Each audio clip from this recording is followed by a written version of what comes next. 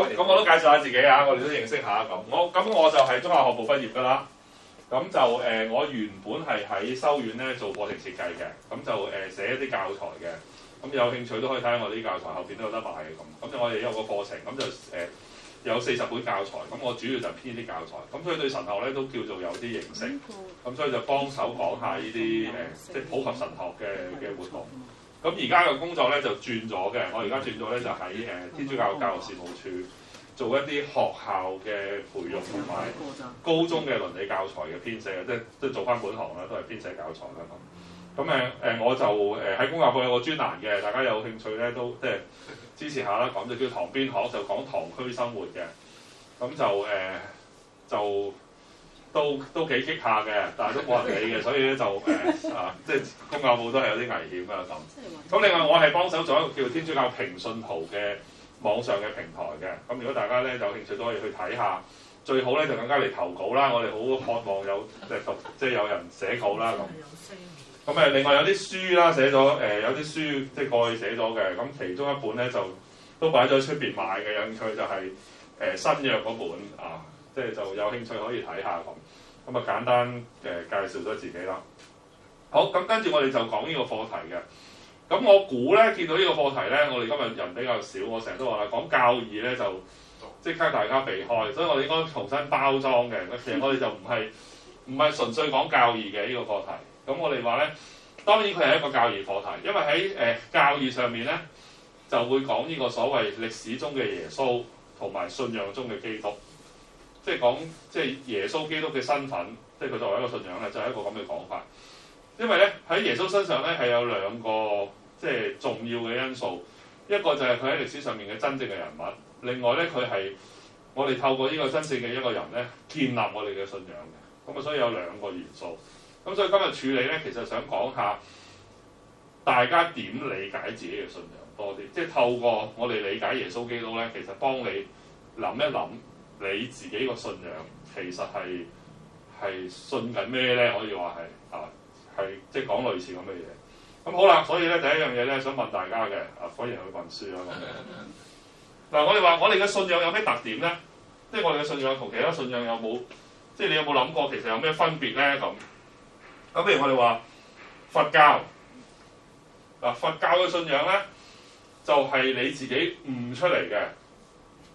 即係靠自己嘅，即係佛祖釋迦牟尼咧，就係一路都諗唔通人生嘅嘢，佢一路諗菩提樹下咧，終於就諗通咗啦，所以咧就進入呢個即係涅槃嗰個境界啦。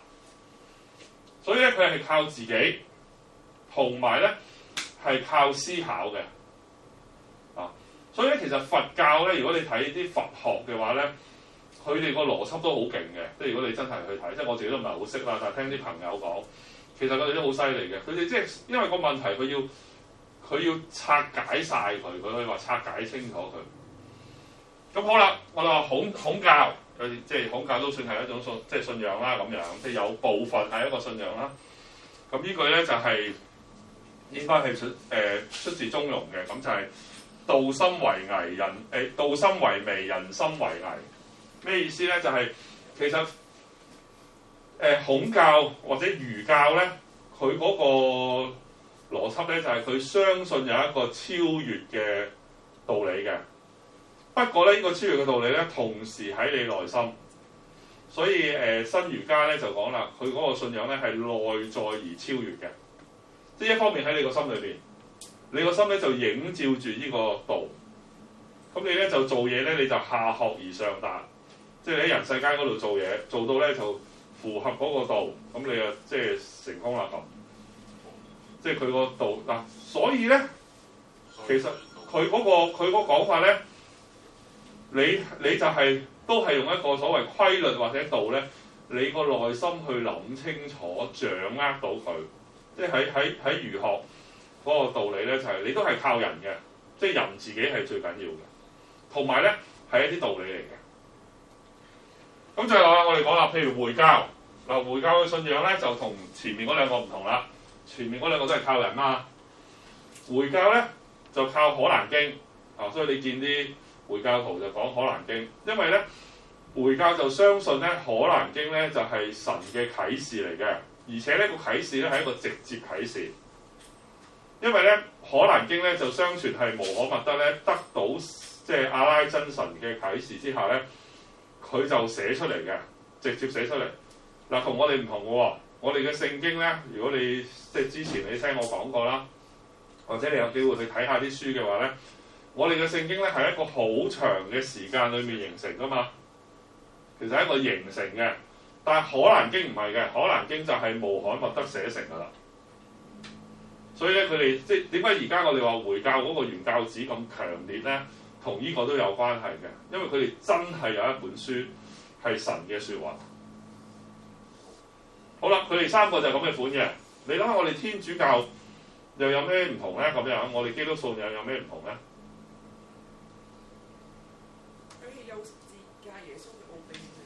我哋有耶穌嘅奧秘喺裏邊嘅，冇錯啦，係建基於耶穌嘅奧秘啊嘛。咁但係我哋點知耶穌嘅奧秘咧？喺信徒嘅生命活出嚟。咁呢個就後邊噶啦。咁你呢個唔係根據嚟噶嘛？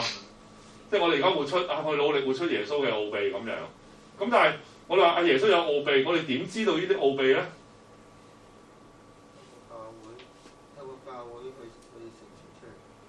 透過教會去成傳出嚟，但係咁教會點解會成？你話成傳啦，佢成咩嘢咧？佢點成嘅咧？中途咯，中途啦，好啦，咁啊中途講啦，佢就成傳中途啦。咁中途又點知咧？中途同耶穌一齊生活過啊嘛。係啦，佢同耶穌一齊生活過啦。啊，如果果然問落去咧，就有答案啦咁。啊，我哋睇下信經咧，其實你就會睇到嘅信經係好有趣嘅。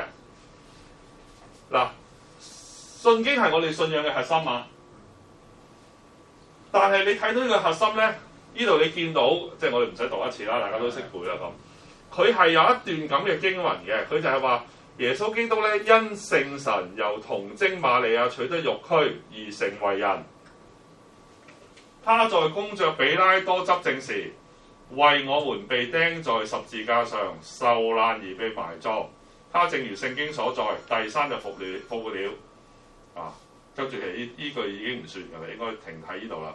好，呢段我哋信嘅嘢同前前後後有咩分別咧？呢個信理嚇？呢個信理，聽唔到？信理即係要呢個就係嗰個，全部都係信理嚟㗎，邊個唔係信理啊？呢個係一個奧蹟，呢個係奧蹟，即係佢喺公爵比拉多執政時，為我們被釘在十字架上係一個奧蹟。一個歷史嚟㗎嘛。係啦，冇錯啦。其實個關鍵係咁，即係當然嗰啲都係有背後有奧蹟啦。但係其實佢有段歷史喺度嘅，即係我哋個信仰咧，其實個特點喺邊度咧？就係我哋信緊嘅嘢咧，其實係建基於歷史嘅，就係同頭先嗰三個宗教係唔同嘅。即係話譬如你話佛教咁樣，佢同歷史無關嘅，佢信嗰個咧係一個道理。回教咧，佢亦都係同歷史無關嘅，佢信嘅咧就係神嘅直接啟示啊，即係就係個經文本身啦。冇神喺世界上行過噶嘛，所以，但係我哋個信仰咧，我哋信耶穌基督咧，其實就係建基於歷史嘅。所以點解我哋嘅信經咧，你見到好有趣嘅就係佢係講咗一段歷史嘅，關於耶穌基督嘅歷史，就係佢點出世，佢遇到咩事。跟住咧，最奇特嘅事，嗰個係奧蹟啦，好似你咁講係奧蹟啦，但係同時係事實嚟噶嘛，就係、是、佢第三日復活了，而且咧，即係升了天都係嘅，其實都可以講呢啲咧，都係我哋視之為咧喺歷史當中發生過嘅事，所以我哋嘅信仰咧係建基於耶穌基督嘅即係行實啦，你可以話係以前就講。用而家嘅字眼咧，就係我哋建基於耶穌基督嘅歷史性，得唔得？好啦，跟住落去咧，所以我哋話咧，歷史就係我哋信仰嘅基礎嚟嘅，即係耶穌基督嘅歷史啦。當然唔係所有歷史啦，我哋知耶穌基督嘅歷史，因為咧，我哋係建基於耶穌基督嘅生平啊。首先係首先係佢嘅生平先嘅。好啦，好似頭先你哋咁講啦，由於耶穌基督咧，即係活咗佢一生啦，到最後咧有奧蹟出現啦，門徒咧於是就講耶穌，所以咧中間就係門徒嘅見證。門徒嘅見證咧就唔係完全係講耶穌嘅生平啦。門徒嘅見證咧，其實佢係基於耶穌嘅生平，佢講出當中嘅信仰幅度。所以咧，呢個我哋稱之為咧叫做信仰嘅基督。所以我哋嗰個信仰咧，其實好有趣嘅。我哋就係講緊咧，佢嘅起點係歷史，但係佢嘅終點唔係歷史，佢嘅終點係信仰。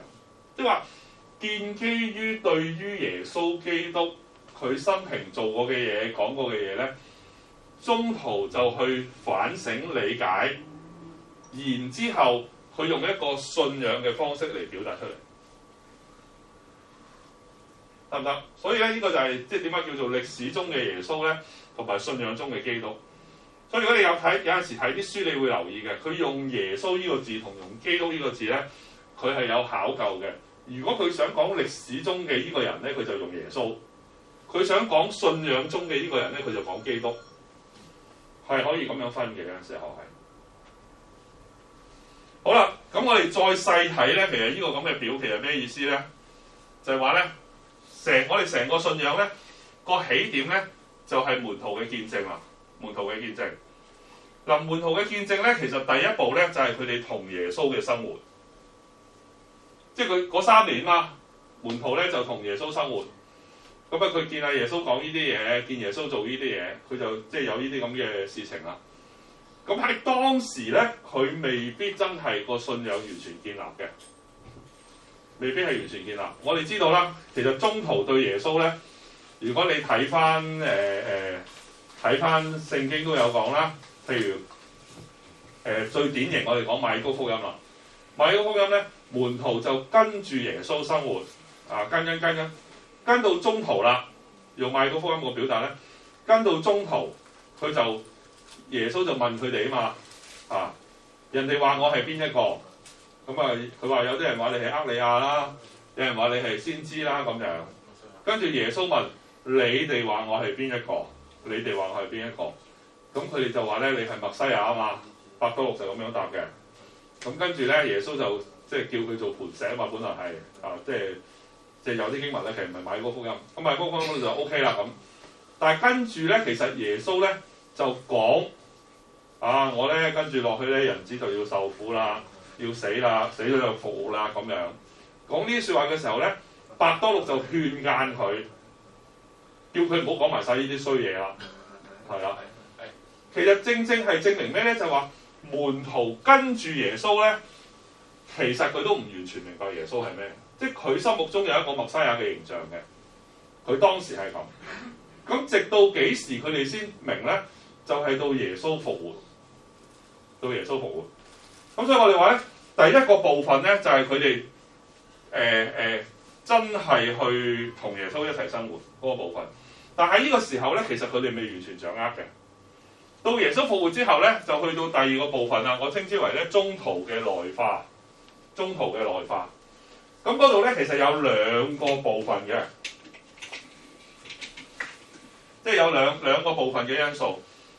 第一就係透過復活之後。透過佢哋見到耶穌嘅顯現，信仰真係得到一個轉化啦。於是佢哋回憶翻過去嘅歷史，咧，就認識咗唔同嘅嘢。即係歷史冇變到，諗法變咗。其實我哋都會係咁噶嘛。有陣時我哋睇翻轉頭生活嗰陣時你未必係咁嘅。到咗後尾發生咗某啲事咧，你睇翻轉頭係唔同咗。咁呢個係第一個部分。第二個部分咧，就係中途佢領受咗呢個使命，佢要傳教嘅時候咧，佢個處境同耶穌唔同啦，同耶穌唔同。於是耶穌講嘅道理，到佢要講嘅話咧，佢唔會照跟耶穌咁講，即係等於大家都係啦。嗱，你領受個信仰嘅時候，你翻主日學，唔係你翻佈道班，你個舞蹈你個導師就咁教你啦咁。好啦，教咗你終於你領洗啦，到你去講主日學，你冇理由照跟個導師啲嘢同個主日學啲細路講㗎，係咪？啲細路唔知你噏咩啦，你自己本來都唔知噏咩啦，仲講俾啲細路聽更加唔知啦咁。你就會變咗一種你個生活實況嚟嘅，嗰個就叫做同細佬哥講嘢，就係你個生活實況。於是你就會重新用另一種方法，嗱個道理冇變嘅喎，你知嘅嘢冇變，但係你會重新用另一種方法去講。所以我哋就話咧，有兩個因素咧，其實就係叫做中途嘅內化，就係佢因住耶穌基督嘅死而復活，佢重新思考過去佢所見所聞嘅內容，同時咧佢要揾出適合佢而家個處境係點表達。呢兩樣嘢嘅調節咧，就形成佢最後嘅宣講，形成佢最後嘅宣講。嗱，所以我哋話咧，嗱呢度咧就係其中一個宣講啦。你會睇即係我哋可以略略即係睇一睇嘅咁樣。咁就係話，唔係後邊先係一個。咁我哋就話咧，佢對於嗰個過去嗰個認知嘅話咧，有一啲嘢，我哋話即係經過個咁嘅過程嘛，去到啊嘛。嗱，但係咧，我哋就喺聖經裏面咧，尤其是喺福音裏面咧，個技術咧，有一啲嘢咧就係好相同嘅。咁嗰啲咧就好明顯係歷史事實嚟嘅，好歷史事實，即係幾部福音嘅技術都好相同。咁就係我哋譬如記住呢段啦，呢段咧就係三部唔同嘅福音，你見到啦，馬竇、馬爾谷、路加都係記述耶穌喺最後晚餐嘅時候咧，究竟做咗啲乜嘢？咁就係成為咗我哋今日成聖體嗰個經文啊！咁如果你望下嘅話咧，你就會望到其實三段係好似嘅，咁我哋話，如果佢哋全部都好似，我哋話，如果你而家睇福音，全部都好似嘅經文咧，我哋有個字眼嘅，就叫做例證眾多。咁通常例證眾多咧，就有一定嘅歷史性嘅，即係多數都係。咁尤其是呢段咧，就應該係好明顯，因為佢唔單止三個例子㗎，到保祿喺佢嘅書信咧，都係講呢個例子。咁例證眾多咧，我哋好多時候咧就會傾向於係歷史性。但係又要再講啦，就算我哋話呢個係歷史，即係呢段經文啊，不過喺呢個位咧，順便就又賣下廣告先，我哋要幫塔勒通賣下廣告。嗱，其實有本咁嘅書嘅，大家有興趣咧可以買本嚟都幾有娛樂性嘅，我覺得係可以話係，就係對觀嘅經文嚟嘅，就係馬竇、馬爾谷、路加三部福音嘅，佢用合觀啦，基督教嘅講法嚟，我估係就對觀。咩意思咧？就係其實呢三部福音咧有好多內容都好相似嘅。咁佢咧喺呢本書咧喺整嘅時候咧，佢就用咁嘅方法將三部福音其實有一啲係有埋約磅嘅，將佢哋咧相似嘅經文咧拼翻埋俾你睇啊！咁就對住，咁你就可以對照到咧，睇到三部福音咧，其實有邊啲係好相似嘅地方。咁通常就做對觀福音嗰個學習嘅時候會用嘅，但係你其實自己睇都幾得意嘅。嗱，咁就我哋睇到啦，有時三部福音會有好相似嘅地方，咁我哋就話咧，嗰啲好有可能咧，就係歷史上面真實嘅事嚟嘅，真實嘅事。但係即使係咁，你要留意到咧，仲有邊部福音冇出現啊？約望係冇出現嘅，約望係冇依段經文嘅。約望係冇依段經文嘅。你諗下，如果佢係咁重要嘅，你諗下我哋一路嚟都係好重要噶嘛？呢段經文，三部福音都記載。如果我哋話福音係記載耶穌基督嘅歷史，有冇理由唔記呢段説話咧？冇理由啦，係咪？咁重要啦咁。所以呢個咧，亦都係我想傳達嘅另一個信息，就係話其實福音佢最大嘅目的咧，唔係記錄歷史，呢個咧特別明顯係喺《若望福音》裏面嘅，就係呢個亦都係一個好典型嘅例子嚟嘅，就係其他三部福音都記載咗一個咁重要嘅事情咧，佢冇記載。咁如果扯開少少話題講咧，點解《若望福音》冇記載成聖體咧？其實如果你讀成部《若望福音》咧，佢根本就係一路講緊聖體聖事。即係《若望福音》嗰個特質就係佢根本係講緊聖體聖事，即係由最初變水為酒，你諗下係咪啊？就開始有酒啦，中間就講埋晒嗰啲重生啊，都係水啊，水嘅作用啊，跟住講落去嘅時候咧，就係、是、直頭若望福音裏面咧，亦都係記載咧呢個五餅二魚嘅故事咧，記載咗2次嘅，咁佢亦都係佢喺五餅二魚嘅故事之後咧，就係、是、直頭喺若望福音講咧，你哋要食我嘅肉，飲我嘅血，直頭係咁樣講嘅。咁跟住就好多人覺得借話生硬咧就走咗啦，就頂唔順啦講。其實成部若望福音咧喺禮儀層面其實係解釋緊聖體聖事，所以佢就唔使特登講呢樣嘢，佢反而講咗其他嘢咧咁樣。咁佢取而代之，如果擺喺最後晚餐嘅話咧，佢取而代之就講咗洗腳。就佢唔講聖體聖事嘅，呢、這個都係一個好有趣嘅即係表達嚟嘅咁。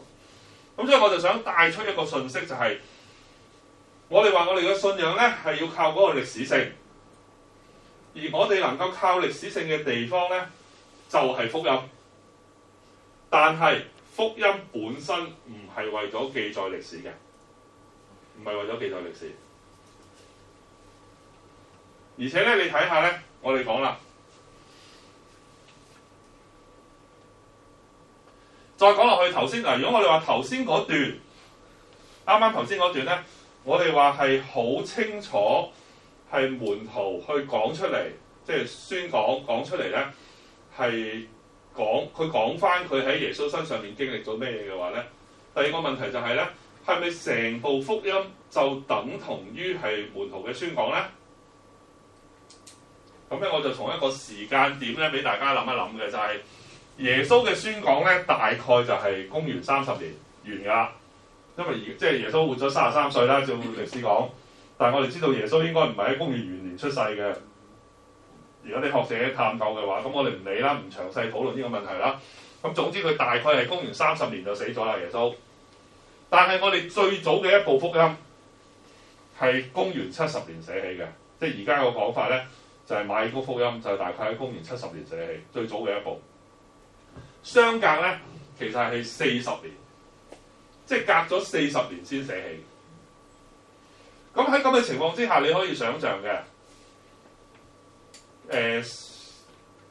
而家見到嘅福音，即係40年之後先寫成嗰部福音，肯定就唔係原汁原味最初嗰啲內容。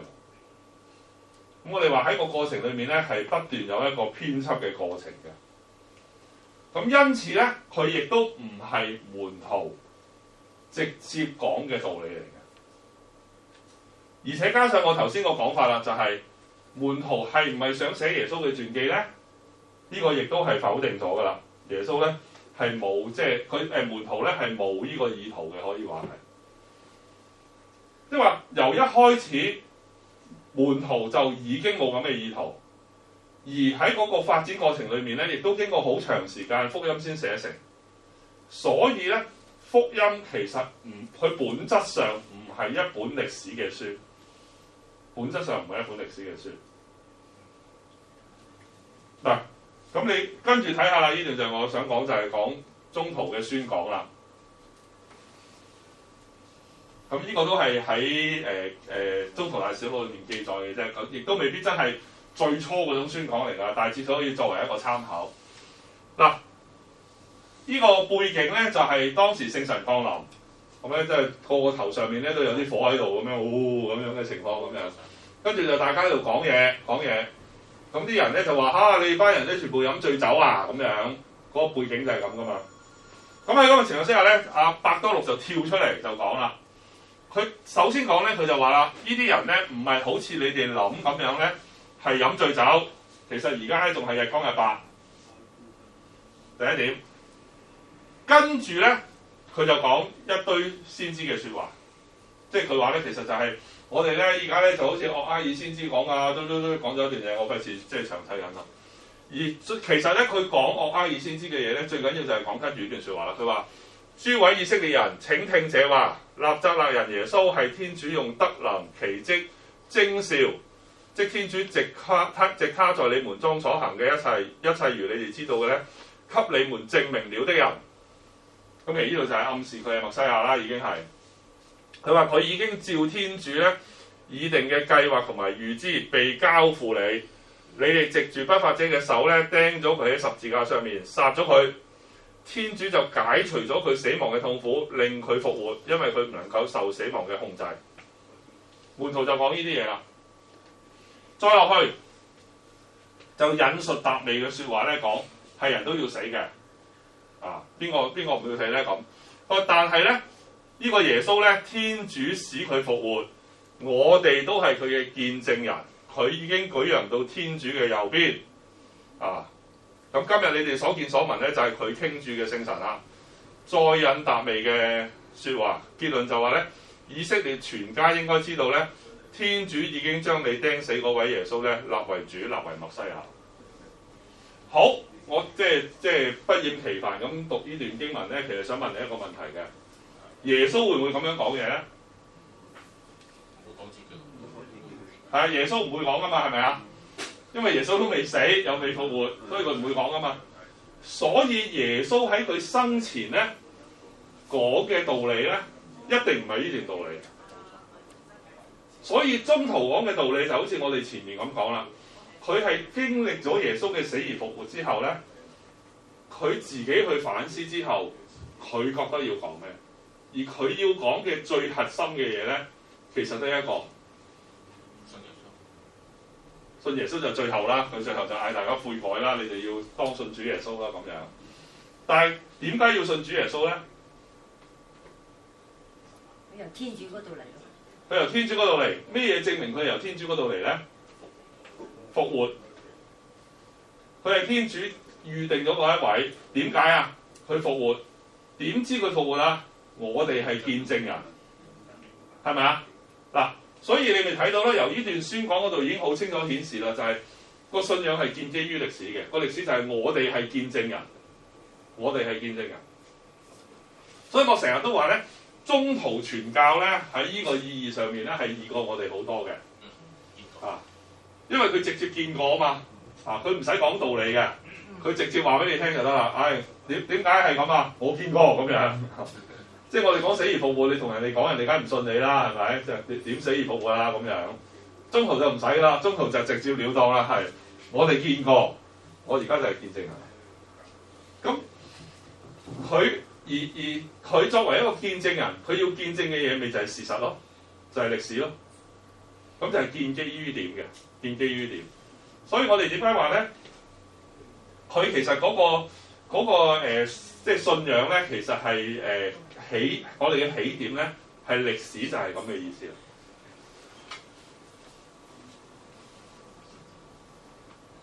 嗱，所以我哋咧見過宣講就係一個咁嘅過程嘅，成個宣講其實個過程就係咁樣，就係最初就係耶穌嘅宣講。咁耶穌嘅宣講咧，大家都知啦，佢就係講天國已經臨近啦，或者天國已經嚟臨啦，已經嚟臨啦，唔係臨近啦。而家呢一刻就係天國，就係佢知佢自己啦。同埋咧，默西亞已經嚟到啦。呢個就係耶穌嘅講法。好啦，呢個係事實，即係呢個係耶穌講嘅事實。啊，或者門徒都係聽過呢啲嘢嘅。但係個有趣嘅地方咧，就係門徒聽到啲嘢咧，到佢哋講嘅時候咧，佢唔講翻相同嘅嘢。佢唔係直接講天國，佢講咩啊？講復活。耶穌已經復活啦。再講就係講咧，耶穌好快就會再嚟啦。耶穌好快會再嚟啦，所以你哋要悔改嘛。嗱，呢個復活就係見證嚟嘅，呢個復活就係見證，呢個再嚟就係信仰啦。咁當然，無論係復活就係佢直接見到啦，呢個再嚟亦都唔係門徒自己講嘅。我哋睇翻聖經嘅話，佢哋亦都係跟隨住耶穌嘅教導。然之後諗到，嗱，所以我再三想講就係喺呢度今日主要嗰個傳達就係咁樣。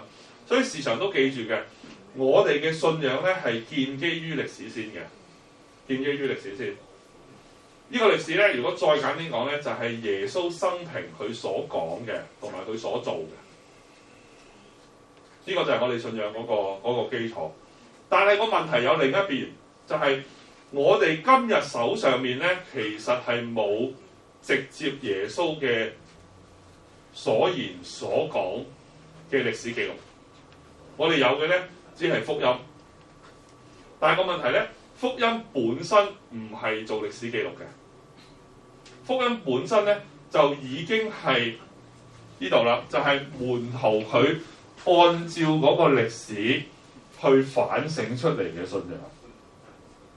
所以喺聖經裏面記載中嘅記載嘅內容咧，其實已經係包含咗歷史中嘅耶穌同埋信仰中嘅基督，兩樣嘢都包咗喺入邊嘅。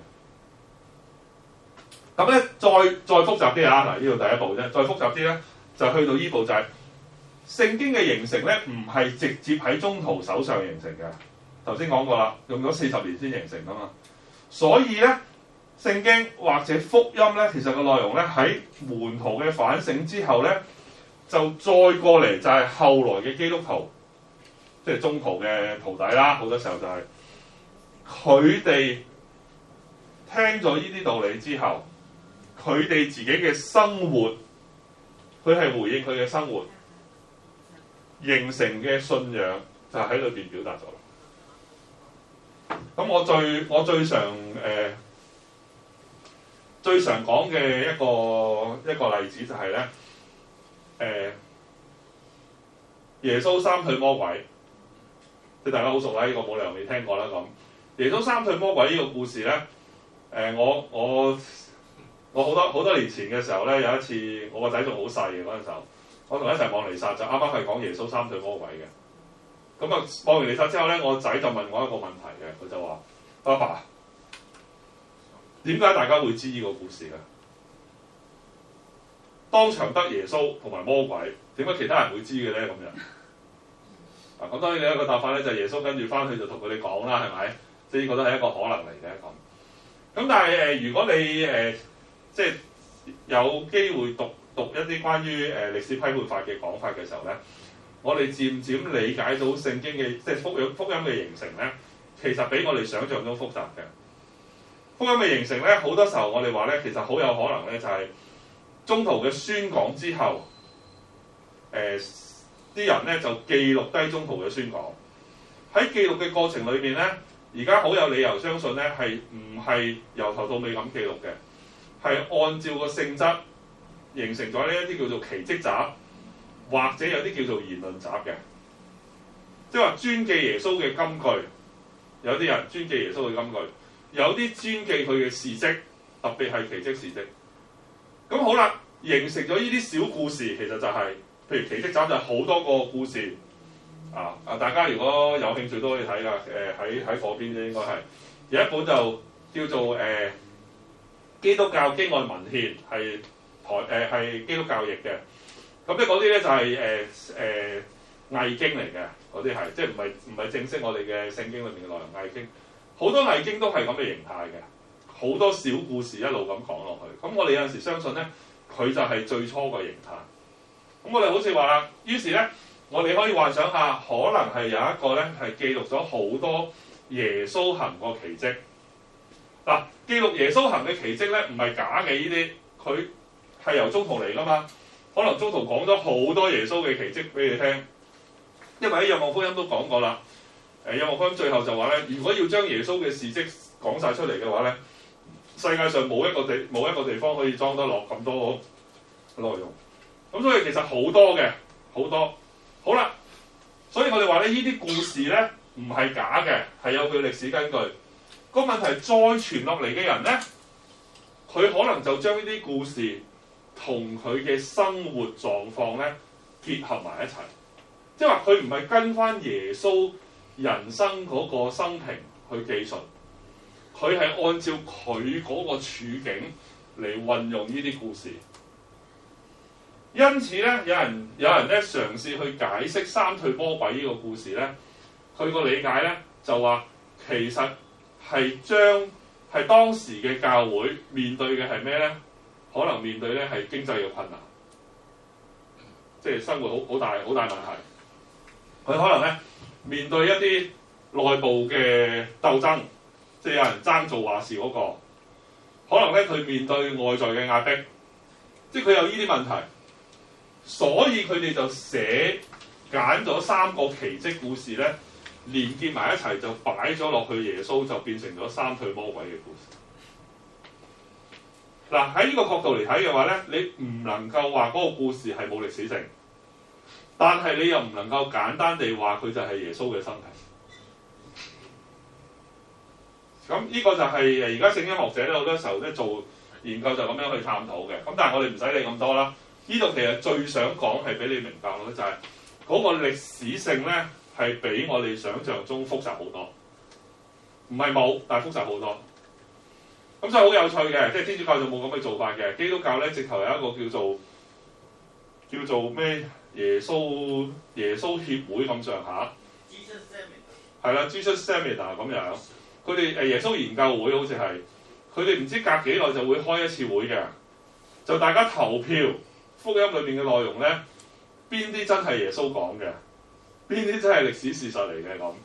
咁啊，多人投嗰個咧就可信性大啲啦，咁樣唔知分開幾隻顏色嘅咁樣嚟投嘅，啊，就去其實背後就正正係反映咧，你係冇辦法直接證明到邊啲係歷史事實，邊啲唔係。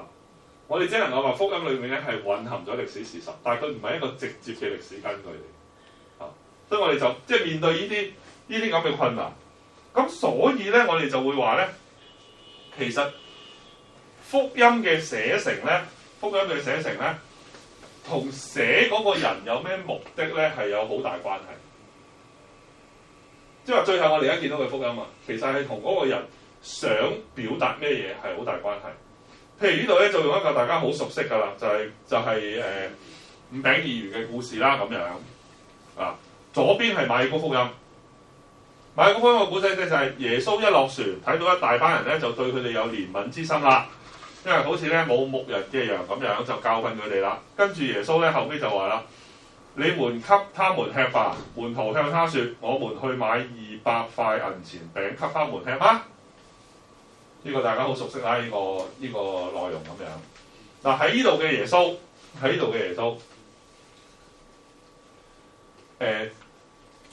係咪預知道佢哋有冇得食咧？即係佢問呢個問題，佢叫佢哋去買嘢嘅時候，即係佢叫門徒啊，你去買嘢俾佢哋食啦咁嘅時候，佢呢個問題係真問題啊，定係假問題嚟嘅咧？你覺得？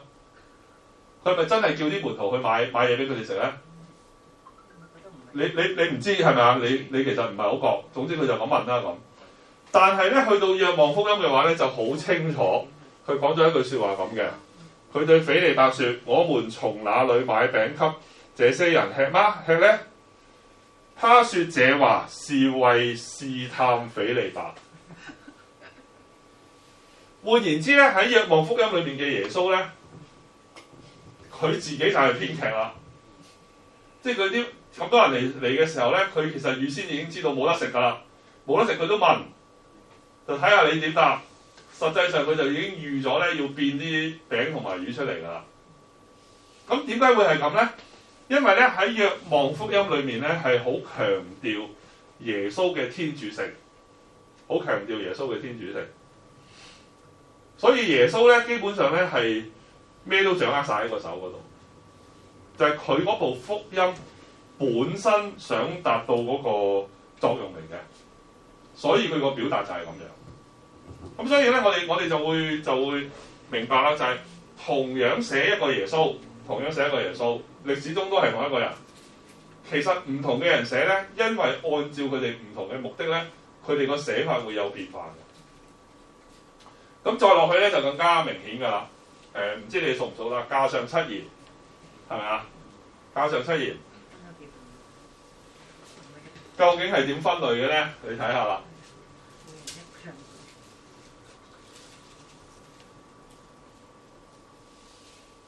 嗱，路加福音嗰個咧，嗰三句，第一句父寬恕他們吧，因為他們不知道他們做的是什麼。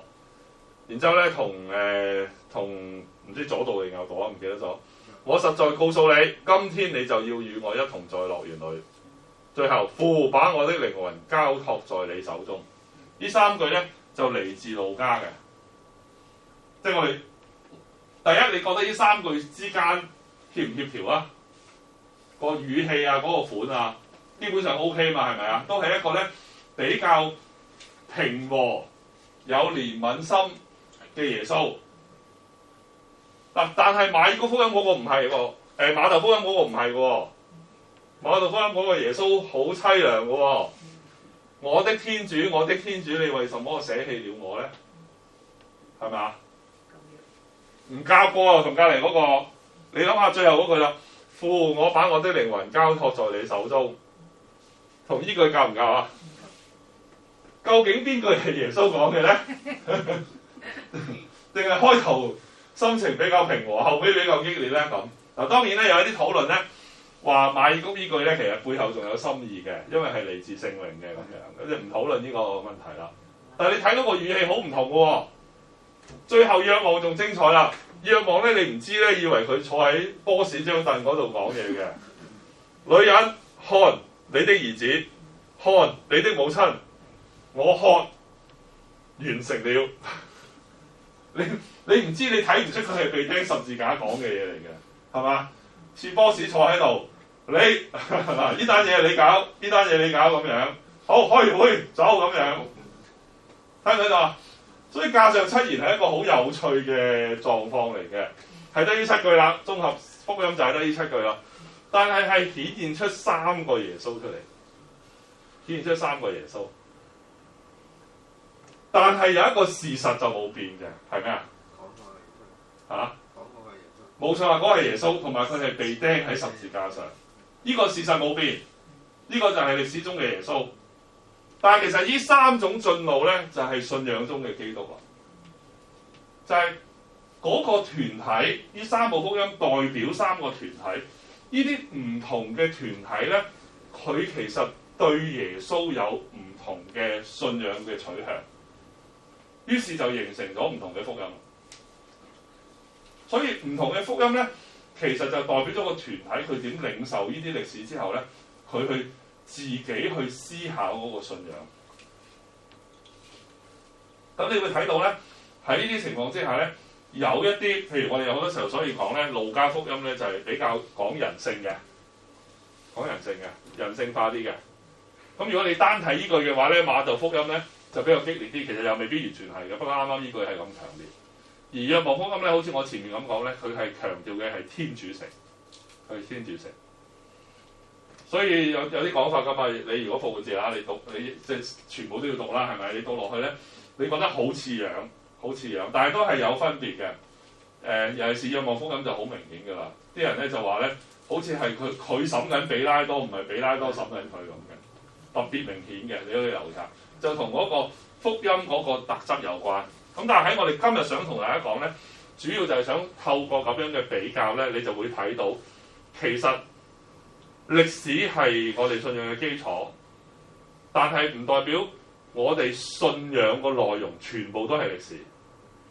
其實佢係有唔同嘅取向，咁因此咧，我哋就話咧，構成我哋心目中嘅耶穌基督咧，就係呢兩個因素咧，其實不斷互相影響嘅。一方面係歷史中嘅耶穌，一方面係信仰嘅基督。佢哋咧其實係互相去形成嗱。咁呢個可以講兩個層次嘅。一個層次咧就係，於是我哋理解教會而家嘅信仰，即係教會宣講嘅信仰咧，其實都係咁嘅。佢係建基於歷史中嘅耶穌，即係啟示真理本身。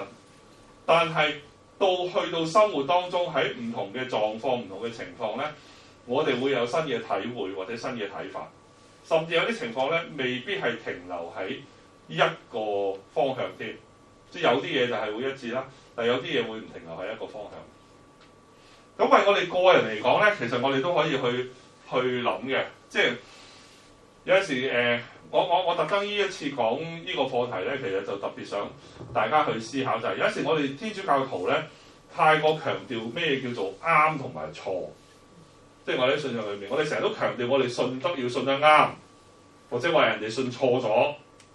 但係你睇翻呢個過程咧，你就會明白咧，係有啲嘢係核心嘅，即係你唔可以話咧耶穌唔係人，呢啲唔得嘅。但係其實有好多嘢咧係建基於呢個歷史之後咧，佢係容許一種演繹嘅。我哋就住唔同嘅環境、唔同嘅情況，我哋係容許有唔同嘅睇法，容許有唔同嘅睇法啊！甚至我哋話咧喺今日教會喺東方禮儀裏面咧，喺東方教會啦，我唔知你知唔知啊？其實我哋就係叫做羅馬禮嘅。即係我喺天主教裏面係屬於羅馬禮噶嘛，因為我哋嗰個禮係羅馬禮啦咁樣。世上有唔行羅馬禮噶嘛，咁嗰啲其實好多叫做東方教會。咁喺東方教會裏面咧，其實佢哋有一啲個別嘅教派咧，唔係講二聖一位嘅，唔係講二聖一位啊嚇。講一聖，講一聖嘅。咁但係教會今日咧都會接納佢哋。因為我哋明白咧，其實好多時候咧，你嗰個認知咧，有陣時候咧係有一個即係傳統喺裏邊形成咗你個認知係咁樣嘅話咧，未必要用一種所謂非此即彼嘅方法咧去處理咗佢。啊，所以我就想即係大家去有機會去諗一諗個信仰嘅時候咧，就唔好停喺呢啲咧非此即彼嗰個講法上面嘅。咁咧。其實咧可以咧，其實類似咧就係厄瑪烏門徒嘅故事，你可以咁樣諗嘅咁。咁喺呢個故事裏面咧，如果你記得嘅話咧，厄瑪烏嗰個故事就係個情況就係首先就係一個經驗啦，我稱之為一個經驗。咁最初嘅經驗好差嘅，門徒就覺得耶穌死咗啦，係嘛？於是佢哋就走頭啦，走佬啦，就走去厄瑪烏啦咁。咁但係咧走嘅過程咧，佢就遇到耶穌。耶穌咧就同我哋講翻經卷上面一切嘅嘢，咁我哋就話好似係聖經咁啦，即係睇聖經咁啦。好啦，到睇聖經嘅時候咧，一路睇落去嘅時候咧，佢哋都未明嘅，咁但係咧佢哋開始有感受啦。所以耶穌講完之後咧，中途咧就話走佬啦咁，佢哋就你唔好走啦，一齊啦咁樣，就同行。好啦，同行嘅時候咧，終於去到個地方咧，佢哋就係實行禮儀啦，係咪啊？擘餅嘛，到擘餅嗰一刻咧，佢哋終於見翻耶穌。於是見翻耶穌之後咧，佢哋有一個新嘅經驗。而呢個新嘅經驗咧，導致佢哋明白晒，真係明白晒聖經講咩啦？真正同耶穌一齊行啦。於是喺嗰個禮儀當中咧，佢哋亦都可以再即係下一個禮儀啦，咁就會再投入一啲。即係我哋睇到嗰個過程係咁樣嘅。其實係，咁所以我想講咩咧？就係講，其實我哋好多時咧，我哋個信仰係一個發展嘅過程嘅，有個發展嘅過程，唔係一成不變嘅。啊，其實喺個過程裏面咧，我哋會有自己嶄新嘅經驗，而呢個經驗咧又會促使你去重新理解你個信仰。啊，咁但係當然啦，喺呢個過程裏面咧，你唔能夠甩咗呢啲嘢嘅聖經。同行禮儀呢啲嘢就幫你保持翻嗰個一，即係就翻嗰個所謂歷史性嗰度啦，即係保持嗰個一。但係喺保持一嘅同時咧，其實你係會有一個新嘅經驗。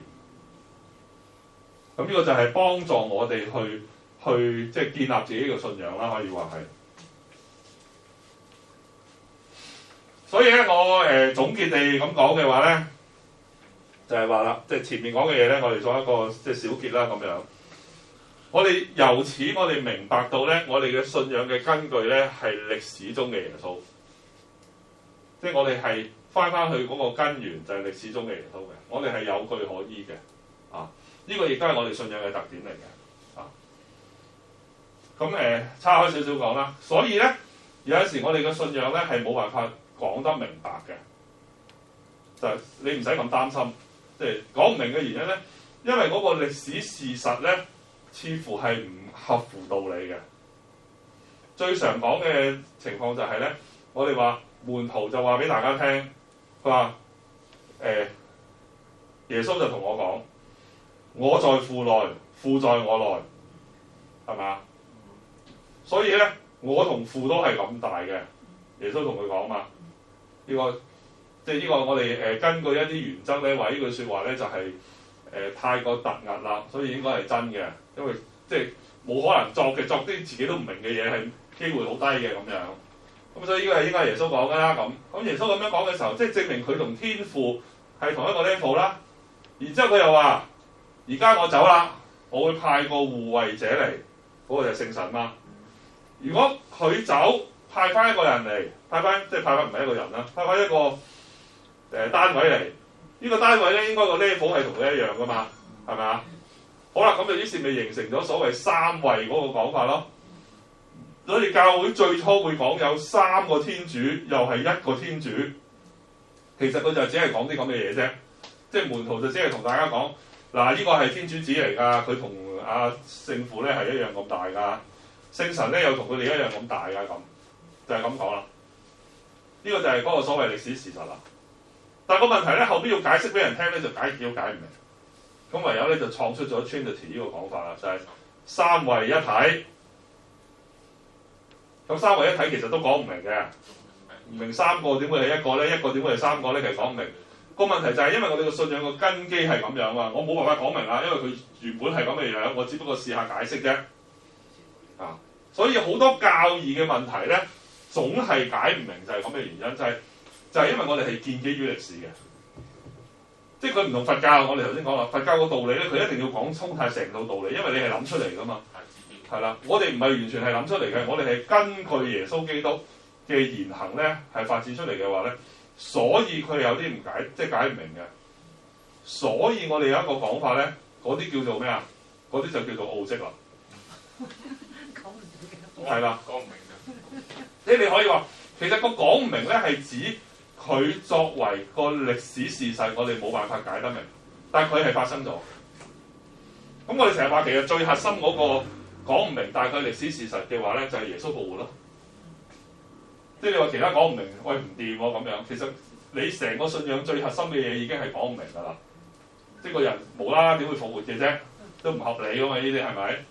咁但係我哋就係因為佢係一個事實，我哋當個事實嚟相信。即係我哋應該話，我哋相信佢係一個事實。呢個就係信仰嗰個即係根基啦。咁所以我哋話咧，佢係一個有據可依嘅，有據可依。喺根據呢個有據可依嘅情況之下，其實信仰係對耶穌基督咧係可以有唔同嘅理解嘅，係可以有唔同嘅理解。咁咩嘢叫做喺嗰個有據可依喺個歷史之下咧？即係話你今日唔能夠話咧係四位一體。個原因係因為聖經係冇出現過呢樣嘢嘅。至於三位一體係點三位一體咧？其實你係有得講嘅。當然都係好煩㗎啦，呢個都係講極都係，我哋都話講極都係錯㗎啦咁樣。但係有個演繹，譬如有啲冇咁複雜嘅，即係冇咁哲學嘅嘢。譬如我哋話基督嘅拯救係點樣？基督嘅拯救係點樣？聖經講過，耶穌佢話佢嚟咧就係為咗拯救我哋嘅。佢為咗拯救我哋。咁如果我哋唔違反聖經嘅教導嘅時候咧，我哋可以演繹個拯救係有唔同嘅方向。譬如有人就認為耶穌基督咧係建立教會，透過教會拯救我哋。但係我哋話解放神學，佢就唔係咁講啦。解放神學咧就話耶穌基督咧其實係嚟解放我哋嘅，讓我哋喺所有嘅束縛當中咧得到釋放，呢個先至係一個真正嘅拯救。佢又唔係完全違反聖經嘅喎，即係佢冇違反到個聖經嘅內容，佢就係一個咁嘅演繹啦。咁亦都有人覺得耶穌基督嘅拯救咧就係受苦啦，佢受盡痛苦，最後死咗嘛。所以如果我哋要得拯救咧，就要同佢一樣去接受苦難。嗱，呢啲就係每一個人咧唔同嘅演繹啦，唔同嘅演繹。咁只要你唔違反我哋嗰個以歷史嗰個標準嘅話咧，歷史中嘅耶穌嘅標準嘅話咧，其實唔同嘅演繹咧，或者基督有唔同嘅形象咧，係可以嘅。呢個係可以嘅。咁呢個我哋喺神學上就叫做一與多嘅課題啦。即係我哋係有一個信仰，但係其實有多種嘅理解嘅，多種嘅表達。咁呢個一咧就係建基於呢個歷史中嘅耶穌，個多咧就係所謂信仰中嘅基督。咁呢個最後嗰句咧就係講到咧就係，所以我哋明白奧蹟嘅意思咧就係佢喺歷史中發生過，但係超越我哋能夠理解嘅現象。就係歷史中確實有父有子有神，但係我哋唔明，就係咁啦。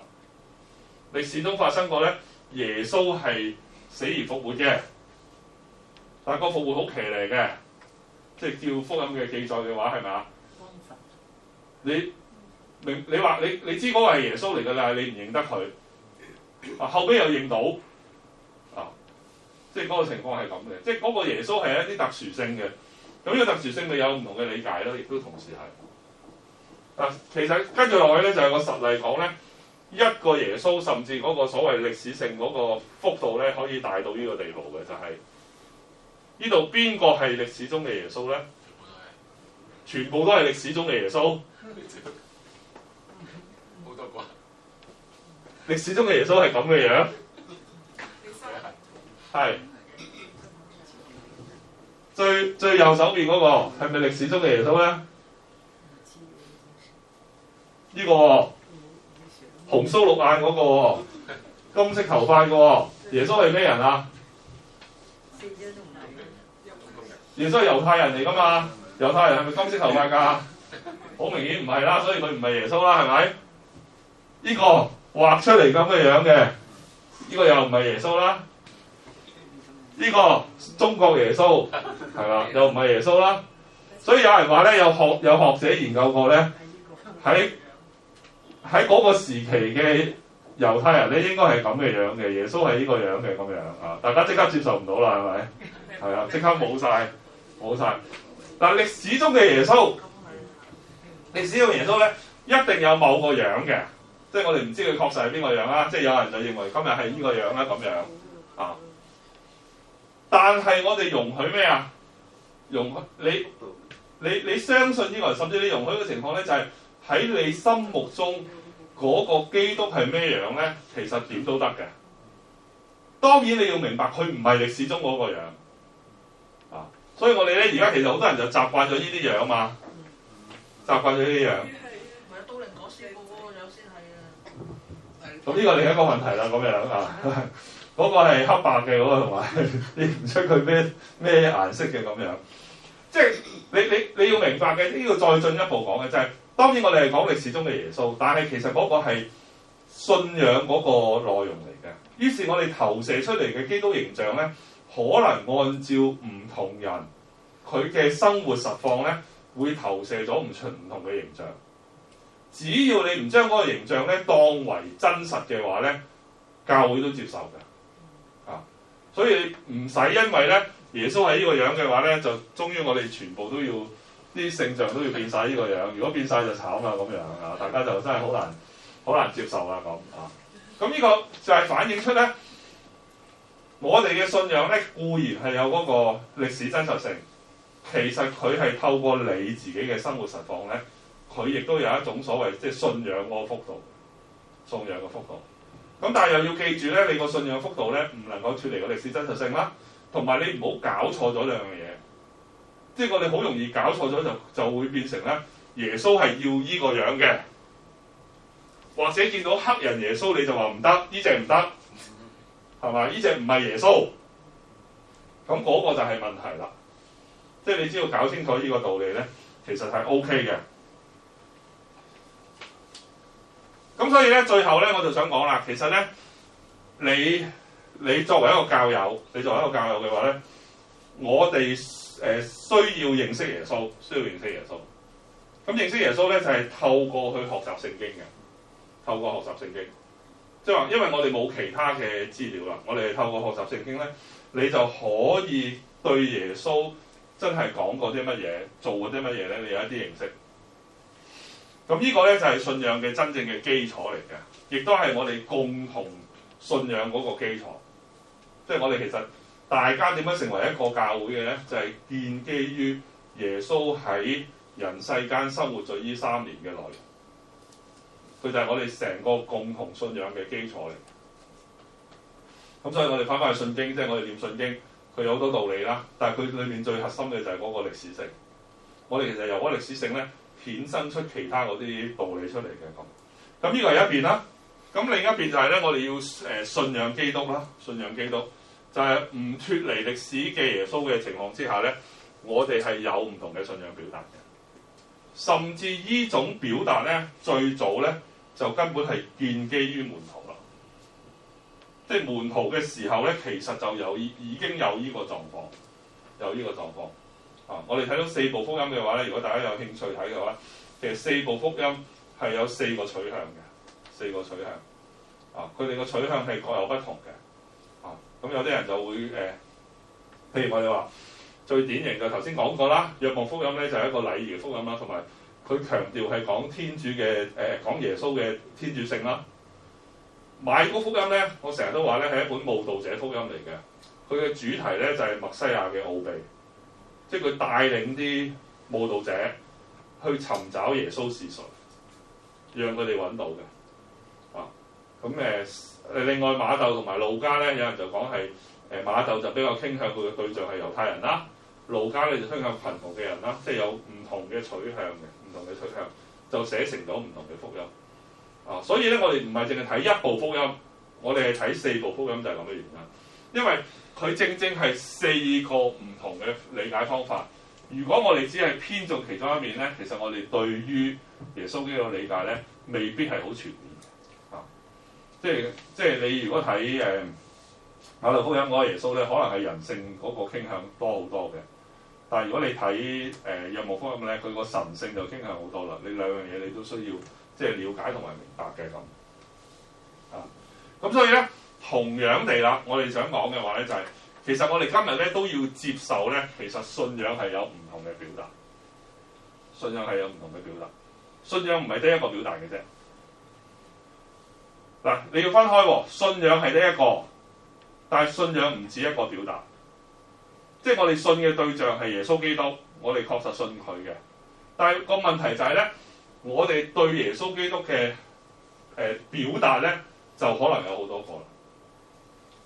因為咧，我哋能夠認識嘅耶穌基督咧，已經係好多咧都係透過人哋嘅表達去認識嘅。即係又翻返我哋前面就係講緊嘅問題咧，就係因為我哋其實冇一本真真正正關於耶穌基督嘅歷史嘅記述嘅。4部福音咧本身就已經係一種表達嚟，已經係一種表達。咁所以咧就會係我哋要接受咧，其實係有唔同嘅表達喺信仰上面。咁呢個唔同嘅表達咧，如果我哋能夠接受嘅話咧，其實呢個先至係一個真正咧，教會講咧就係我哋一個合一嘅教會。合一共融嘅教會，其實個意思就喺呢度。合一嘅意思咧，就唔係指我哋全部人嘅嘢都一模一樣。合一嘅意思咧，就係指即使我哋唔同，我哋都願意喺一齊。合一係咁嘅意思。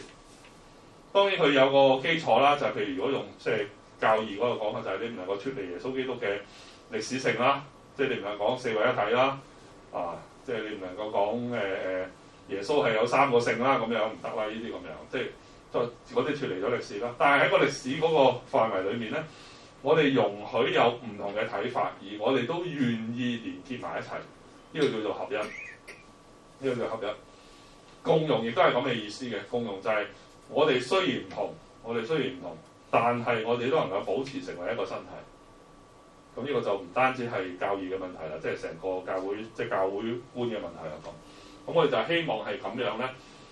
今日呢個講座即係好簡短咁樣就講下即係歷史中嘅耶穌啦，同埋信仰中嘅基督咧。希望用一個比較平易啲嘅方法咧，大家會掌握到呢2點嘅咁。就其實個目的就係希望大家喺嗰個信仰生活裏面咧，唔好咁容易係即係非此即彼嘅，唔好咁容易保持一個闊度，讓我哋咧其實去學習連結埋一齊嘅咁。好，咁我講嘅內容咧就講到呢度啦，多謝大家。好，有冇人有嘢想傾下嘅？點啊？我想問咧，如果咁個信嘅幅度咧，點理解邪教？好似摩門教咁啊，點理解個信仰嗰個？嗱，邪教嘅定義咧，其實而家咧最主要即係唔係嗱，你講邪教又唔同異端喎。係。即係異端咧，我哋話如果係異端嘅話咧，我哋就話佢同我哋個正統信仰唔同。係啦，即係嗰啲就叫異端。咁去到邪教嘅話咧，其實我哋通常都係指一啲人咧違背咗已經違背咗一啲好基本嘅即係對人嘅原則啦。即係佢用嗰個所謂信仰為名啊，係違背原則。譬如係奴役你嘅，譬如係會甚至係會傷害你嘅。咁我哋就會稱為一個邪教。咁但係呢個唔係一個即係信仰上嗰個定義嚟嘅，即係教會冇特登定義邊啲係邪教，但係我哋一般理解就會係咁咯，嗰就係邪教咯。咁所以你講嗰啲咧，其實都未必係邪教嚟嘅。你講耶穌後期即係，但係佢唔係我哋嘅信仰咯，佢唔係我哋嘅信仰咯，因為佢信嘅嘢都同我哋唔同噶嘛。佢話佢遇到耶穌噶嘛，佢哋個教主遇到耶穌，喺美國遇到耶穌，咁耶穌就叫佢寫嗰本書，佢就跟嗰本書噶嘛。即係佢同我哋根本唔係同一個，所以佢叫做末期或者叫後期就係咁嘅原因咯。但係其實咧，嗰個摩門教咧係咪即係我唔知啊？哦，講翻。其實摩門教咧算唔算係犯咗嗰個國家嘅講法咧？即係美國嘅講法，因為好多有啲影片係通緝嗰啲摩門教嗰啲傳教士嘅喎。佢係有人犯咗罪嘅，即係有人係因住宗教嗰個名義，其實做咗一啲違法嘅嘢，咁佢就係犯咗罪，所以被通緝咯。但係摩門教喺美國唔係一個唔合法嘅宗教嚟㗎嘛，即係等於天主教都有人因為犯咗事喺教會內犯咗事，俾人拉咗去坐監，咁就唔等同於你個教會本身係一個違法啊，或者係去到係邪教嗰個地步咯。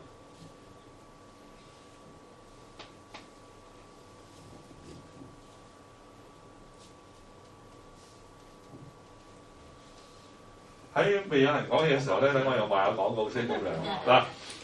我好簡單咁講咗，即係嗰個講法。如果真係有人想認識多啲嘅話咧，其實呢本書就好值得睇嘅。呢本係講基督論嘅咁樣。咁一個係比較新派嘅演繹方法嚟嘅，即係佢講耶穌基督嗰個身份，佢從唔同角度去處理嘅。咁當然就難睇啲啦咁樣。如果你真係有興趣咧，可以試下睇。咁另外咧，頭先講福音嗰個寫成咧，其實呢本係一本好好嘅入門嘅書嚟嘅，福音初探。即係我福音寫成，因為呢本書咧，佢唔單止係用咗歷史批判法去講，而事實上咧就圖文並茂嘅，有練習嘅添，有練習嘅都係講得好清楚嘅。我好少見到中譯嘅書咧，其實能夠講得咁清楚嘅咁就當然有啲厚度啦咁樣，咁可以逐啲嚟睇嘅咁樣，即係呢兩本書都可以即係考慮，即係大家睇嘅。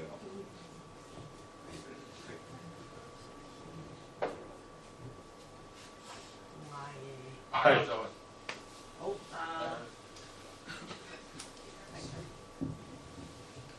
你話有啲東方禮嘅教會，佢會認為耶穌係一性一位嘅，咁咪同三位一體有衝突咯？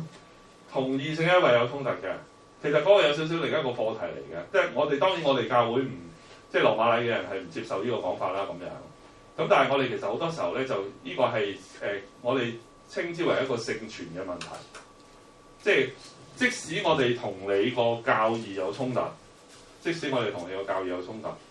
但係因為你已經形成咗一個傳統啦，即係你點解會咁樣講咧？其實係你形成得好耐有一個傳統嘅，咁所以咧我哋容忍你，就希望透過對話同埋交談咧，希望走向合一。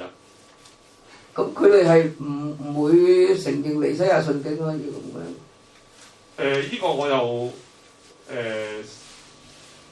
唔係喎，應該唔關事喎，應該係啦，因為彌西亞信經冇直接講到係即係二性一位嗰個課題咁啊，佢講同天主同性同體啫嘛，係咪？所以有走盞嘅位嘅咁即係兩樣嘢嚟嘅。係啦，事實上喺歷史上面咧，你要記住嘅，即係同埋我哋好多時候講呢啲課題咧，我哋而家通常擺，其實睇下你點擺位嘅。你如果擺個位佢係本質上有問題，咁佢當然有問題啦。但係其實而家我哋好多時候咧稱之為咧叫做表達上有問題，即係佢未必係同我哋完全唔同嘅。譬如我舉一個最常講嘅例子，就係關於信理。我哋知道咧聖母升天呢個道理咧係一個不能錯嘅訓導嚟嘅，所以你一定要信嘅。但係事實上我哋唔反對東正教個表達嘅。東正教唔係講聖母升天嘅，東正教講咩啊？聖母安眠嘛。咁我哋就稱點解我哋覺得唔矛盾咧？就係、是、我哋覺得呢個只係一個表達上嘅唔同啫，本質係一樣嘅。佢都係想講聖母咧，就係、是、跨越死亡，就進入咗即係另一個境界。咁我哋咪比較接受到咯。你講想問咧，嗰時話即係上堂都傾過，但係都答唔到啲咩？嗰時都問過話，其實嗰陣時買高福音靈性啦，40年後。咁同期其實都之後70年之間都仲有幾本福音形成嘅，即係而家講個偽經咧，都係偽次經先可能出現，叫做多默福音啊。咁嗰啲係咪其實一路以嚟都係應該歷史根據嘅？咁但係點解會變做唔能夠成立咧？咁你要温下書啦。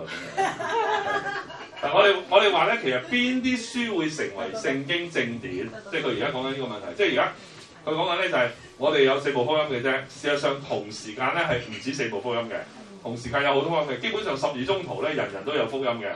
咁佢講嗰本偽經咧就係多默福音啦，就係其中一本好出名㗎啦，因為達文西密碼就好出名啦。咁佢話點解嗰啲唔係聖經咧？嗱，佢哋可能係有歷史根據嘅，即係佢都係一種反省嚟嘅。個問題嘅，如果最簡單講，從兩個角度講嘅。如果從歷史角度講，咧，我哋就話一部書成唔成為聖經，就係教會用唔用佢。即係教會團體本身覺得呢啲書對我哋去認識耶穌基督，對我哋嘅信仰有幫助，佢就用呢啲書。咁咧，我哋就發覺好有趣咧，就係用下咧，全部教會基本上都係用嗰批書，咁所以佢就成為正典啦。呢個就聖經學者嗰個演繹嘅，咁啊，所以呢個叫做教會使用，呢個叫教會使用。所以教會如果用嘅話咧，佢就會成為聖經噶啦。呢個係天主教一個特殊嘅觀點嚟嘅，即係我哋同基督教唔同嘅。基督教就話唔係定咗就係噶啦，其實我哋唔係嘅。天主教係話咧。聖經係喺教會內出現嘅，係教會孕育聖經，所以咧係教會團體嘅使用導致邊啲係聖經。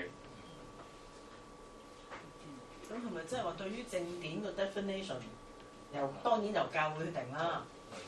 係啦，冇錯啦，所以嗰個係由教會去決定嘅。所以我話最後教會即係成個教會咧都認同呢啲作品先至係聖經嘅話咧，佢就係聖經啦。所以我哋遲啲如果你都會嚟啊，我哋就交就下一次就講，即係有本書叫做《101聖經問答》嘅，有本咁嘅書。斷咗啊，暫時。唔緊要，有 PDF 嘅版本嘅，係啊，唔好話我話俾你聽啊。咁嗰本書裏面咧都提過，我唔知而家仲存唔存在。佢話梵蒂岡有一個部門咧，就係處理如果而家掘到一啲好明確係中途寫嘅經卷出嚟咧，係一個部門處理佢係唔係聖經嘅，即係有咁樣嘅做法，係啦。咁點解會所謂處理咧？我個理解啊，即係個點解會處理就係、是，其實佢唔會成為聖經嘅。即係而家就算我成日都講嘅，我哋而家手上面咧就有格林多人前書同埋後書，但係實際上咧，根據前書同埋後書，我哋知道咧。至少仲有2封書信係保祿寫俾格林多教會嘅。咁如果掘到其中一封就叫做血淚書啦。如果掘到血淚書出嚟咧，有證明係保祿寫嘅話咧，其實佢都唔會成為聖經嘅，因為教會冇用過佢嘛。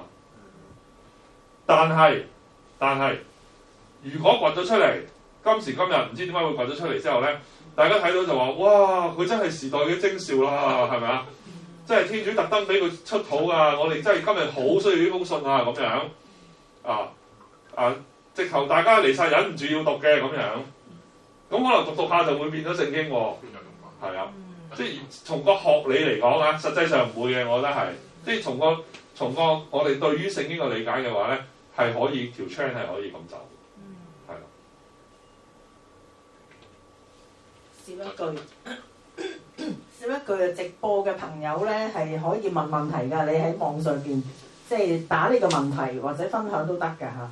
現場有冇其他朋友有問題或者分享或者同阿邱 Sir 交流嘅都得嚇。我都係 OK。我都曾經聽過一個學者叫做約瑟夫，佢話咧佢就係即係佢係佢嗰個年代咧，佢就係同耶穌年代咧好係一個crossover 嘅。佢話佢好似喺佢嘅著作裏邊咧，佢都見證過有耶穌呢個嘅人物嘅。咁不過咧就好似佢好正確呢本書咧，我就好似唔係咁去理解過啦咁樣啊。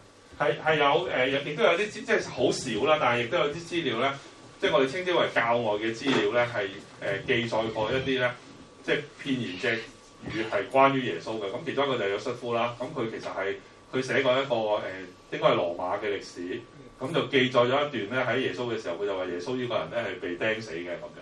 咁就即係話好少部分，但係可以幫我哋去即係論證耶穌嘅客觀嗰個歷史性嘅。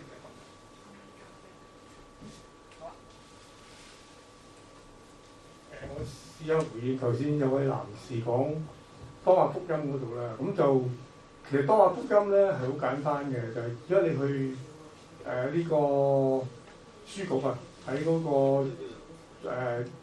咩鎮嗰個咩印商會印書館度咧，佢出咗一本台灣出嘅，咁佢就將多馬福音咧譯到中文，咁其實咧好簡單嘅。多馬福音其實叫做福音，其實只不過係127句耶穌講過説話。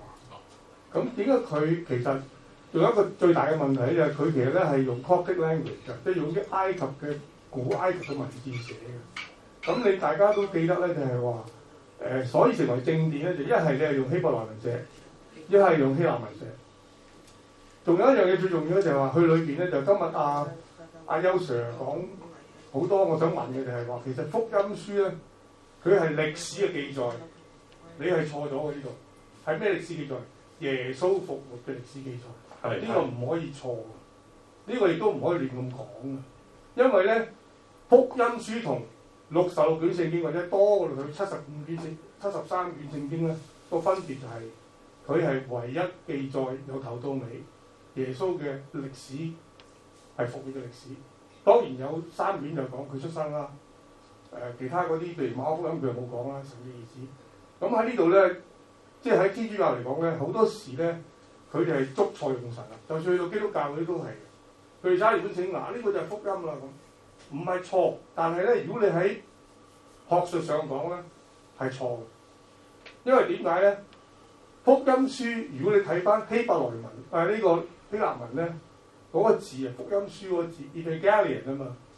Evangelion 就係你睇翻依家原著啊，即係嗰個所謂晒啲 codex 啊，即係話喺1600年前寫嗰份原稿喺度，我睇到嘅喺大英博物館。佢個頂頭嗰度4本福音書都係寫住 Evangelium Carta Johannes 約翰福音 Matthäus 就係馬太福音。即係我想講嘅就係話咧，呢樣嘢係唔可以錯。你覺得好好嘅就係話，其中4個理解耶穌嘅方法。所以中間嗰個字咧，大家好多時間係冇睇嘅。嗰個字係希臘文叫 Carta。如果用英文講咧就係 according to John， 福音 according to 馬竇。咁我哋咧一漏咗呢樣嘢咧，就睇唔到原來其實天主俾4個角度向我哋去睇去研究耶穌基督。但係嗰個復活嗰個神蹟或者嗰段歷史嘅事件咧，係重中之重，係重中之重。講完，唔該晒。如果你話4部福音咧都係記載耶穌受難嘅歷史咧，其實 OK 嘅。你講復活咧，唔係，因為復活呢件事咧，其實4部福音都冇記載過。唔係嗱，因為你話記載啊嘛，我哋睇下4部福音裏面咧，所有人見到嘅都係空墳嘅啫，其實係冇見到復活。佢係有復活之後講嘅。所以你講歷史嘛？我想講就係、即係如果你準確講嘅話，其實佢係冇記載過復活嘅。即係佢唔用文字上 resurrection 呢個字，但係耶穌基督喺十字架上係死咗啦，係真係死咗啦。約翰福音寫得好清楚，係咪？血同水流出嚟啊嘛，喺個心臟嗰度。咁呢度咧，佢其實咧就係避開咗咧，亦都係當時可能冇諗到用呢一個字啊。即係我想講嘅就係話咧，呢個就係文學、歷史、聖經裏邊嘅耶穌基督嘅神聖或者係佢嘅真理，嗰個叫 crossover， 即係嗰個交接點。唔係，我想講嘅就係、如果你要講事實嘅話咧，其實係冇記載呢個事實，即係事實上係冇記到嘅。從事實角度嚟講，如果你要講神學嘅話咧，我哋好相信咧，點解嗱好有趣嘅就係4部福音都特登唔記嘅。點解咧？因為正正耶穌基督嘅死而復活咧係信仰嚟。呢個係我諗我哋走入咗去，好似頭先講 Jesus Seminar 嗰套嘢嗰度。Jesus Seminar 個 leader 咧叫 John Donald Carson， 佢係神父嚟嘅，但係就離開咗神職人員個位，出去結婚啊，出去做呢樣嘢，做嗰樣嘢。咁其實咧，我相信咧，佢嘅心理咧就好唔平衡嘅，就係佢覺得以前信錯咗，所以依家咧就要攻擊。咁另外仲有好多教授級嗰啲咧，就俾佢吸入去。你睇翻歷史，睇翻佢信仰啊！唔係當然啦，我哋對耶穌研究會佢本身係有問題嘅咁。不過即係你既然你頭先講嗰個事實，即係我想講清楚嗰件事啫。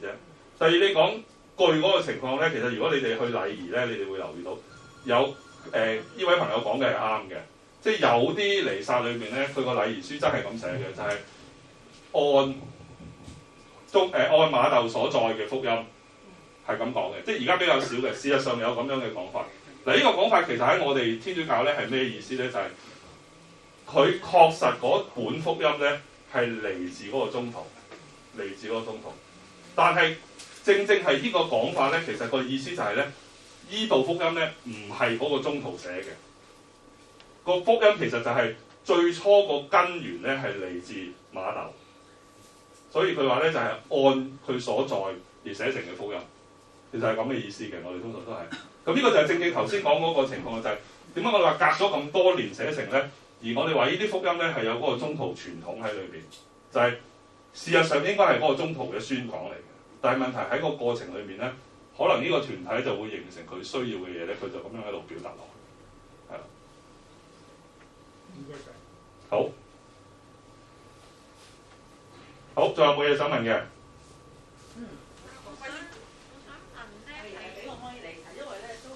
直播嘅朋友啊，喺邊度可以睇到其他福音？喺嗰度。咁近啲嗰度都有，喺嗰度。佢有一套書㗎，基督教出咗㗎。係啦，你有興趣可以見下啲古仔，好有趣嘅。即係行兩步就有㗎啦。係啦。有時諗到一個少少嘅有趣問題，咁嗰啲福音啊，嗱，比如馬竇、馬爾谷、路加，咁會唔會唔係一個人寫，係或者係幾個人一組人大家傾咗，然後先寫落去咧？我哋比較相信而家見到嘅福音咧，確實係咁嘅情況，即係而家見到嘅福音。但係我哋相信佢個源頭係嚟自嗰個宗徒嘅。咁甚至有可能個宗徒其實冇寫嘅，即係冇寫。譬如我哋話馬爾谷福音咧，我哋好相信嚟自伯多祿嘅。咁但係以拜福音嘅內容嘅話咧，就未必係伯多祿自己寫。咁所以佢個過程係有人，即係你諗下幾十年就喺古代尤其是啊，其實係一個承傳嘅過程，而最後形成而家我哋見到嘅福音。咁再講落，其實甚至而家我哋見到嘅福音咧，又唔係最初見到嘅版本嘅，因為亦都有人加減咗某啲內容嘅。咁不過呢度唔詳細講啦咁。好多謝。Pauline 呢個問題咧就可以。即係帶落去阿峰咧，可以講下你嗰本書啊，即係你寫嗰本書。係大家如果有興趣咧，可以買一本嚟睇啊咁樣。即係嗰陣時因為寫《商業導論》嗰本教科書啦，咁後尾就想寫啲普及化啲嘅，咁就所以就體淡風就出咗一本書，就叫趣味神學之新約嘅，咁就係用一問一答嘅方式咧，就講咗一啲。主要都係講咗一啲歷史批判法嘅方法，就講即係你點睇聖經嘅咁。咁大家如果有興趣都可以買翻本嚟睇，呢本薄好多啦。係易讀嘅嚇，即係唔係話好深奧啊嘅神學啊。好，差唔多，有問題 ？OK。大家好，想請問啊，優生或者其他教友咧咁，我即係譬如咧，我哋生活咧咪可以睇聖經啊，或者睇下禮儀啊，咁可以做我哋嘅指引啦。但係咧，有時信仰真係有啲個人特殊性啊。譬如咧，佢結婚嗰時咧，有個女教友，即係年長個女教友，突然間咧話唔知咩發咗嗰個聖母咧，叫嗰啲個女教友咧俾利是佢啊。咁咧，收尾嗰個女教友咧就好有心都睇下發生咩事啦。原來咧同佢通咗電話之後知道佢就嚟結婚啦咁，即係譬如咧教會可唔可以即係有加強呢方面，即係個人嘅經歷同埋即係教會一直以嚟嘅訓導，即係可以結合啲咁嘅應用性強啲咁會唔會對於我哋做基督徒更加即係有益咯？好多呢個就未必係我哋今日講嘅課題啦。咁好多時候教會嘅訓導咧都係為整體嘅，所以佢冇辦法去到咁生活化嗰個層面。咁但係我哋知道教會係一個團體嚟㗎嘛，即係喺牧民上，咁你譬如有神父啊，可能你有其他嘅教友啊，其實可以幫我哋喺呢啲地方點樣可以即係辨別清楚究竟邊啲嘢係信仰，或者究竟應該點做咯。即係可能係喺呢個層面去做咯。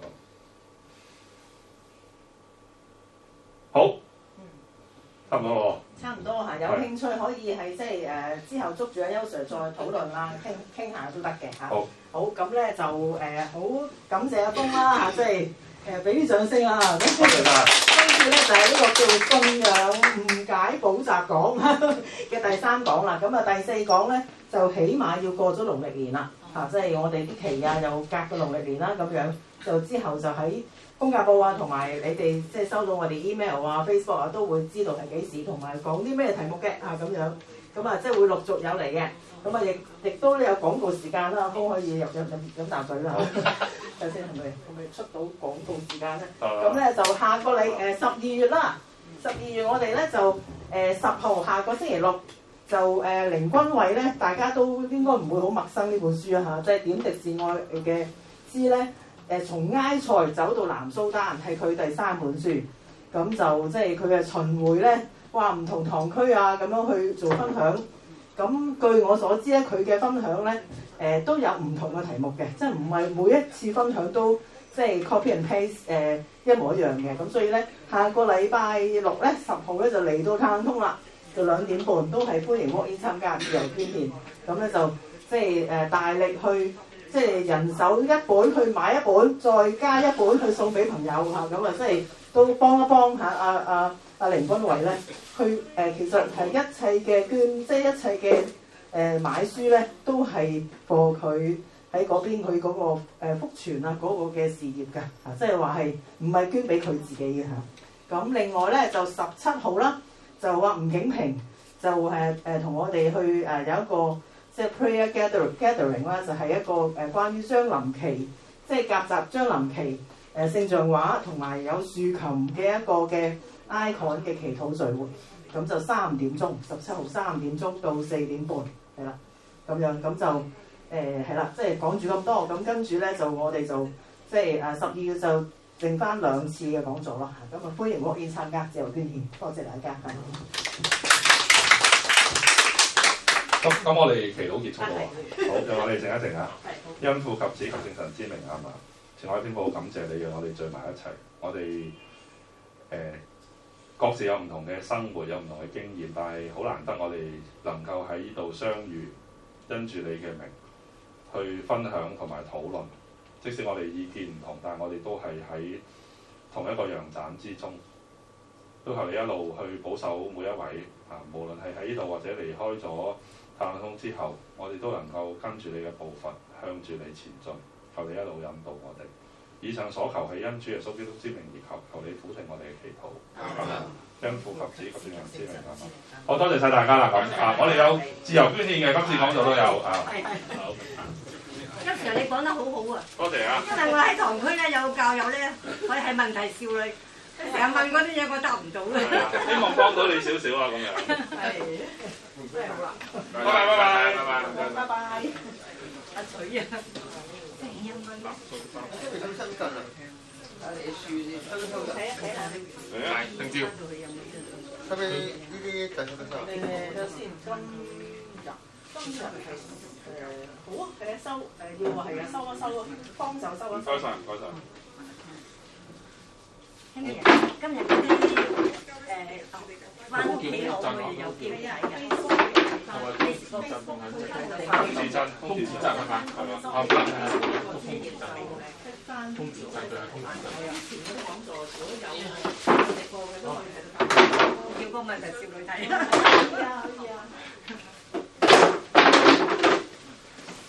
佢係空置鎮。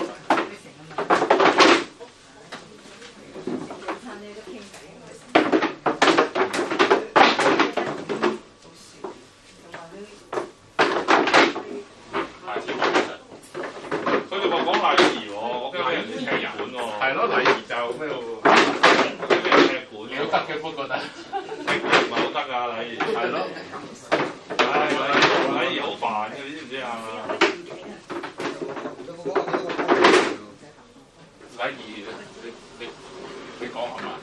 我跳咗溫啊！講下原則都得嘅，但係禮儀好容易俾人踢。係咯，冇錯啦。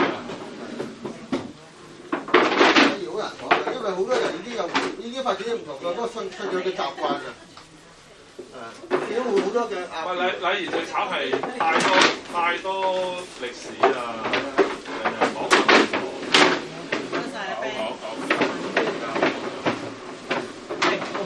講搭上去。呢度搭上去。搭上去。係啦。得我搭上。將嚟啊！因為禮儀一個新嘅，呢個人嘅習慣。因為有可能會有少少嘅衝突咧。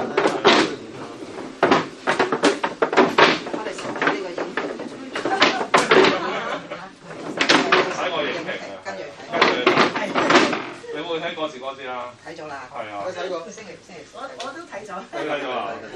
冇唔使用紙巾嘅。哦。紙巾。我今朝去睇呢個咩啊？正月回廊。正月回廊。阿導演係咁嚟啲㗎。係咩？我哋邀請緊阿翁同埋阿何卓天嚟做一個座談會啊！佢係教友嚟㗎，原來係。阿何卓天係教友啊？係。嗰個唔係啊，冇講。咁但係就起碼都1月咯。係啊。唔係嗰次會啊？以前係着好似係褲仔。哦，係啊。哦，係啊。阿莊小姐唔係啊，莊梅岩啊。唔係，應該唔係。莊梅好似佢寫咁喎，正回廊。唔係佢就喺度。唔係嘅。呢度係呢度刪咗。好。哇！謝你啊！唔好客氣啊！